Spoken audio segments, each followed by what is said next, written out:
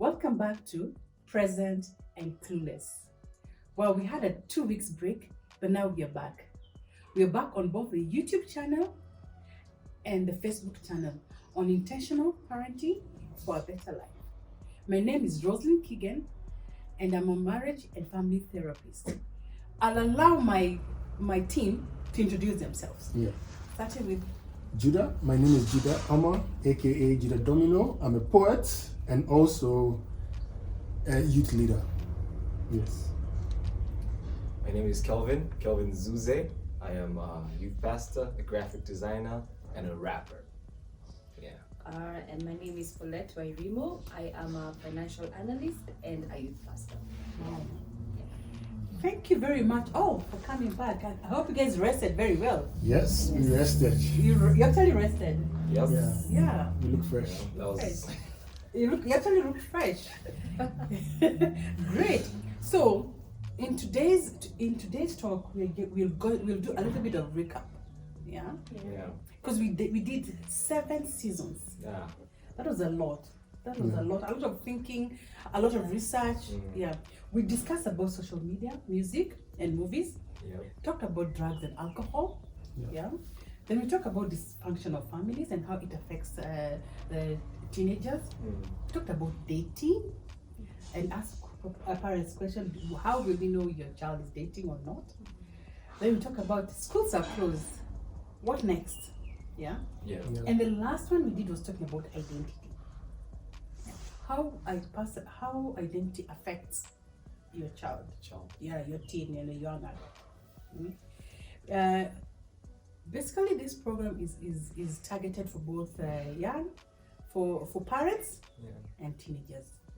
I'd like to start with all those 7 topics that we discussed. Yeah. Let us now recap and let's analyze what were the things that we are talking. What came out? Maybe I'll start with Paulette. Out of the 7 topics, just talk. Let's pick up on what came out. I think the one thing that we kept on repeating was affirmation. We said affirmation so many times, I think in each and every topic. Yeah. We were telling parents to make sure that you affirm your child. Tell them that tell them that you love them, that they're beautiful, because these things are the ones that drive them into doing these bad things like drugs. You see, like not having identity issues. So I think affirmation is like everything as of now. So every time you tell your child that they're good enough, they won't go out to the world to look for someone to tell them that they're good enough, because they already have it at home. Yeah. So that has been like one word that, as in even right now, when I talk to anyone, when I talk to children, all I do is just affirm them, because that's the most important thing now. Yeah. What I'm wondering is maybe Judah, you'll pick on but as a parent, I wasn't affirmed.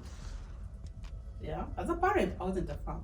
So how will I affirm a child when I don't know or no one affirmed me? So if as a parent watching out there, what do you tell them? So the thing is, you have to know what your problem is, what you did not get when you were growing up, and then try and make it present in your child's life.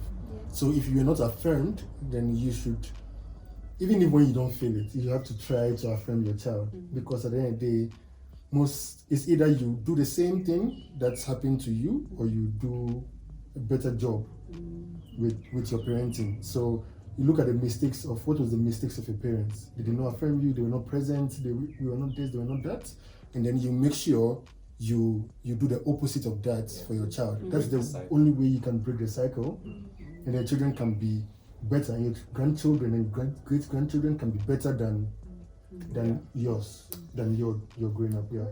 And remember, we talked about in each and every Zoom session we had, we always say that wounded parents wound their children. Yeah. So maybe we can, to add on what Julius can say is, if you think you have issues or challenges in your life, even when you're growing up, you can always go for help, talk to somebody, find a community, go for parenting skills, so that you can start dealing with some of the issues that you know it's very hard for you to give, to hand over. there was something big about music, and Zuze, I know you are a trap. Is it trap artist? Yeah. A rapper. Trap rap. Yeah, this time I got it right. A trap artist. Yeah. And he's a very good, and he's released Single. a single Yeah. last Like, week. Upcoming. No, project. 2 weeks ago. He released Yes. a single 2 weeks ago, and it's on iTunes. Yeah. So tell us the challenges that a teenager or a young adult is out there and they want to break into this music world. Yeah. But what are the challenges you think that you can advise them? Tell them, talk to them about. I think, like we said in one of the sessions, that music is a culture. It goes beyond just being an art. It influences your life to the core. So I think identity is one of the things that will lead you. As a young person, you have to know your identity, because even the songs that I sing, yes, it's a genre that when you listen to other trap music out there, you'll be like, I don't want to listen to this, you know. But when you listen to me, the content that I give up is coming from a place of identity. I know myself and I know my values and I know what I'm doing. So it's not about just the genre, but it's about the content that, yeah. So for every young person who wants to get into the music, who feels like, okay, I can rap, I can sing, I can do all this, it's not just your talent, it's also tied up to your identity, which will influence you to say what you want to say to the public. Yeah. Well, that's good, because you say your music, your identity ties you up to the music that you produce. Yes. Yeah. Yeah. So what happens? What have parents, is it the parents, or is it society, or is it the culture? Yeah. What went wrong when we see these young people producing songs that cannot even be aired? Some of them have been banned. Yeah. So what is it? What is it that we are not doing as a society, not even as a parent, as a society? Yeah. I think it's the vices that are out there. Already we have so many vices out there. That's why I'm saying, when you don't know where you're coming from, or you don't know your identity, you just follow the crowd. So what happens is, the moment you know your identity, even if you hear some songs that are, you know, because there's songs that are bad, for some reason they just blow up, and you don't even wonder, why is this song so popular than the good songs? But it's because we're living in a broken world, first of all, and more people are buying that, and because you're seeing that, okay, more people are buying that, this is selling, this is getting more views, this is getting more likes, that's what I will do, and you forfeit your values just for that. You see? Yeah. Paulette, what would you tell a parent who the daughter or the son is doing very well in academic, but they don't want to do the typical medicine career, and they just have a passion in art, in music, they want to be DJs? Yeah. What would you tell the parent? I feel like that brings in identity, because most parents, you see, like when we were growing up, we only knew there is a doctor, there is a lawyer, there is an engineer. So that's what people loved to do then, or they were told that's the right thing to do. But I feel like with this generation, don't tell your child what to do, by the way. Just believe in them. You never know where it's gonna take them. Just believe in them. As long as you've instilled the right values, they're not gonna stray off or stray away. You know, as long as you have instilled the right values, believe in them and just support them. If they want to be a DJ, let them be a DJ. There are DJs who are doing so well out there, by the way. Yeah. Help them walk their dreams. Yes. Yeah. Walk along with them. Yeah. Yeah. You know, so the schools are closed. Yeah. And the CS of Education said the schools will be open in January. Yeah. And Paulette and Zuze have said such a wonderful thing is, let's walk our children's dream. Yeah. And remember during that, when we had the topic of what next, schools are closed. So top of mind, what are some of these things that parents can help children walk their dreams? What do you think they can do now? So since everybody's at home, parents, children, everyone is at home, this is the time you can pick out your child's, how do you call it?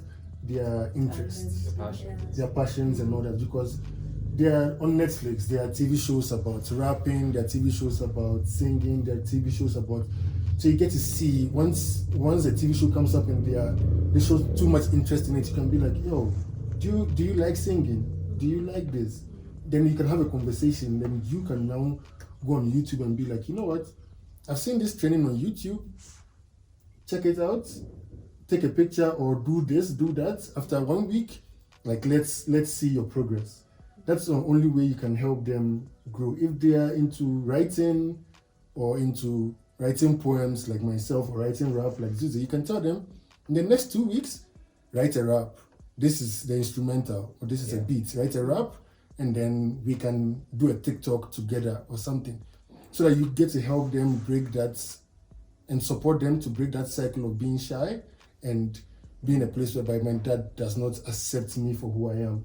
Because that's the only way they can try to be like someone else. Because see this person's son, Nani's son is a doctor, they are serious in school, or they are doing this, but here you are on your laptop listening to instrumentals and scribbling things on paper, which for the parent it doesn't make sense.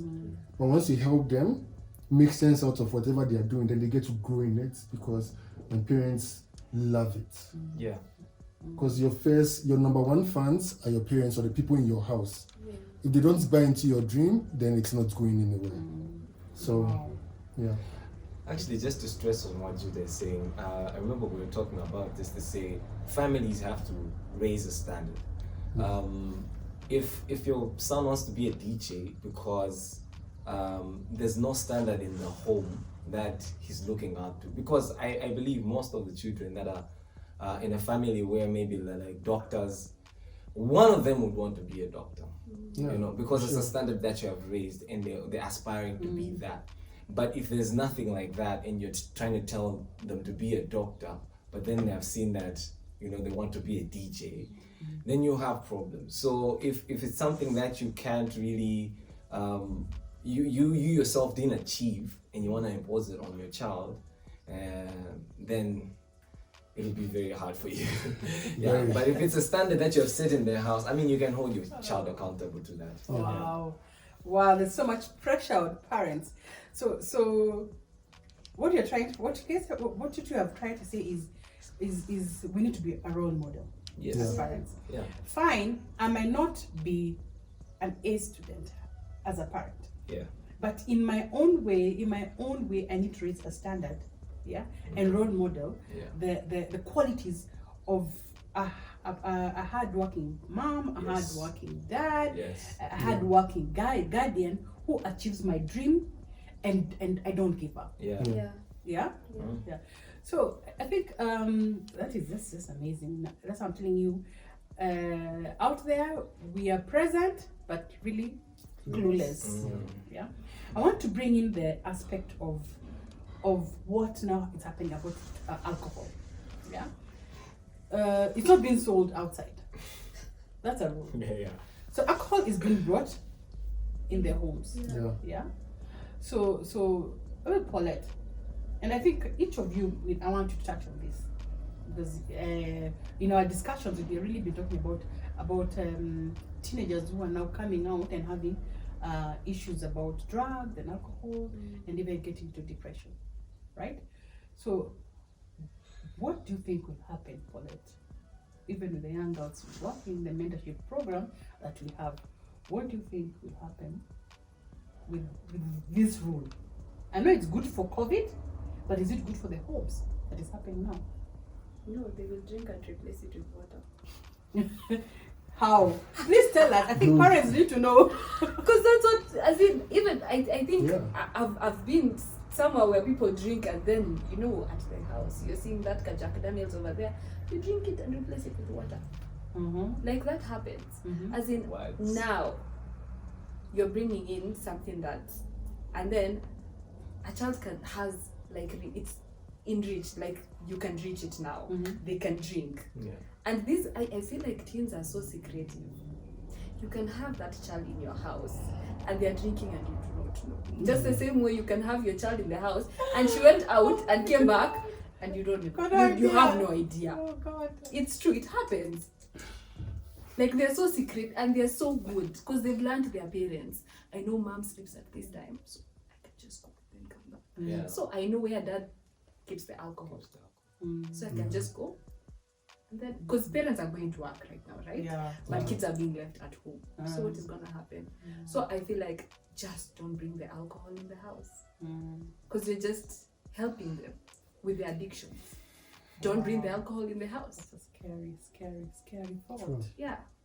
That's a scary thought because now it's reachable, right? It's there. It makes sense sending anyone to buy it. It's in the home. Yeah, like though it's written in the medication, keep out of reach of children. No, It's just there. It's just I can there. just take it, drink it, and Yeah. go sleep. Oh wow. By the time you're home, I won't be high. What do you think? Yeah. Judah? It's the truth. I really support it, and it's not like since you close bars, then the shopping malls close from selling alcohol. Because the parents now go, they buy it, they bring it home. These children can have it, and even children can go visit other children. So the teens are like, oh, Dad, I want to go visit this person. You pick them up in the morning when you're going to work. You drop them off at this person's house. You don't know what they do in the house, and then you come and pick your child up, and then they are sober, they are quiet, and they're just looking at you like, yo, it was fun. What did you do? Oh yeah, we did a Zoom call. It was a class. It was nice. They come back, and you don't know what's happening in the house because their friends' parents are also not at home. So at the end of the day, it's. I believe parents should please, if you can, stay off alcohol for this whole period, and then just try to help your children also. I pray your children don't take alcohol, but if they do, please stay away from alcohol because they can only reach it When it's at home. when it's at home. So Wow. So what? Where is the line?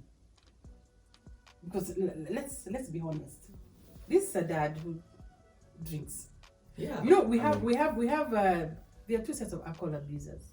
Yeah. There's one who drinks and doesn't know it, but there's the functional alcohol abusers, alcoholic, where they'll drink every day, go to work, sleep, go to work, and they're functioning very well. Yeah. Yeah.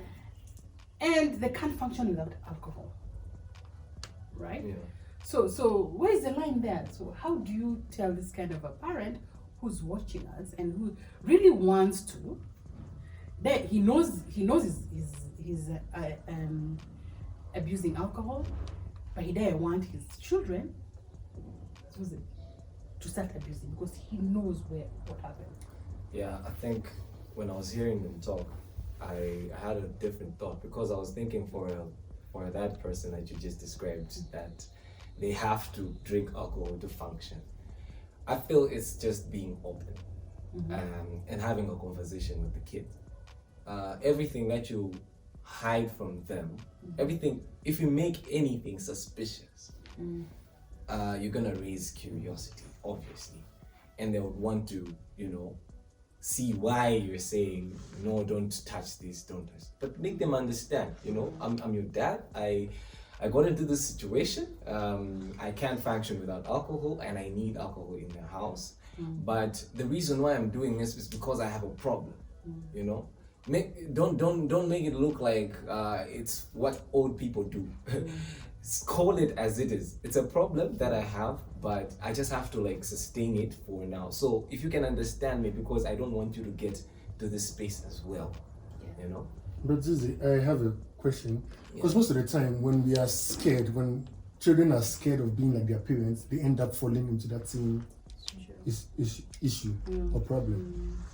Because most of the time, that's why for me I tell parents, just don't do it.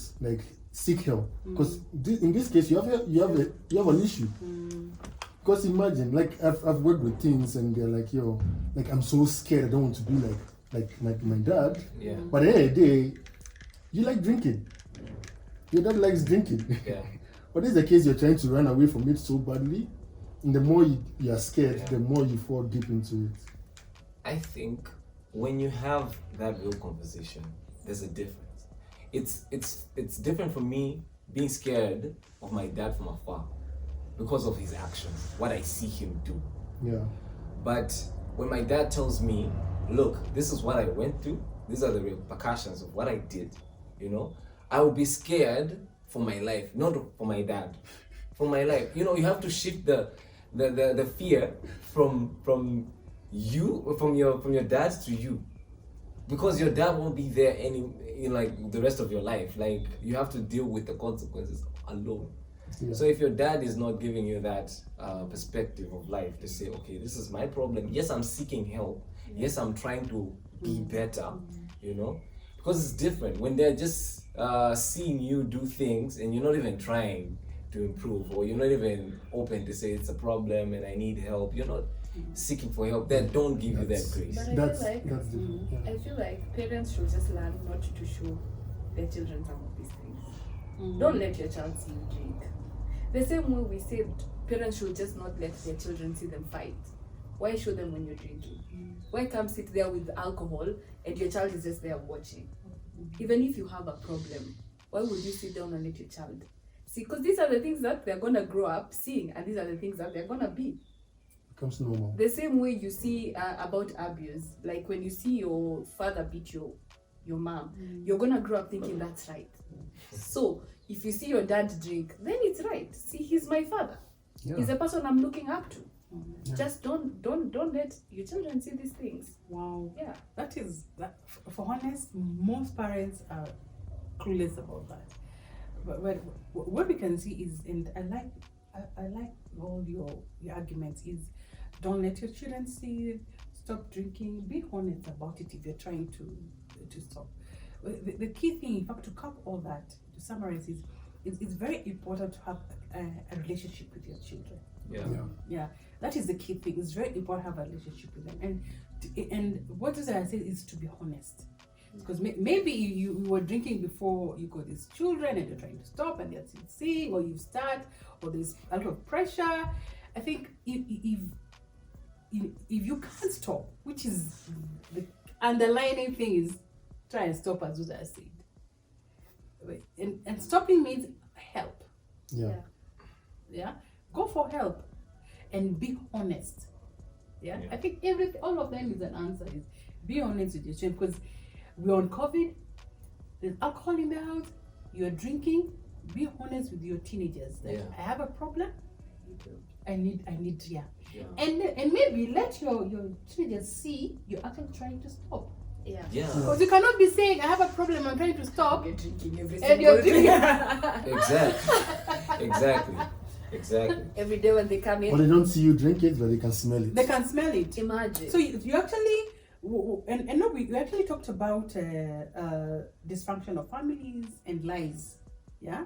And that brings on dysfunction. You're actually lying to your child. Yes. So if your child wants to say something, they'll lie to you because you don't have anything to tell them. Yeah. Because they'll tell you, Dad, you tell me you don't drink, or you're stopping to drinking, but I can still smell. Yeah. So that's why maybe they'll still go and do. Remember that we talked about the tampons and the codeine. Yeah. Could you touch on that? Maybe you can touch on the tampons thing. And is it Judah was saying about the cough syrups? Yeah, cough syrups with Sprite. Yeah. And stuff. Yeah. So there's some parents who do not listen to us. Yeah. So there's a topic we talk about alcohol. We talk about what are these things that teenagers are doing that parents drinking, taking drugs, and they'll come to your house and you've got no idea. It's even, these ones are even at home, because you know how you get prescriptions and then you have the drugs at home and you don't finish taking them. Yeah. And then so there's a cough syrup at home in case somebody's coughing. Kindly there's COVID. When somebody coughs, they're like, we are scared, let's get a cough syrup and stuff. So there's a cough syrup. You buy soda, there's a Sprite at home. And this is a serious cough syrup. And then you have Sprite. You just mix it together and then they drink. At the end of the day, it's prescribed cough syrup and then just soda. So you see them drinking it and it's like nothing. Like, oh, he's sick. He's trying to take care of some flu or something. But at the end of the day, they're getting high.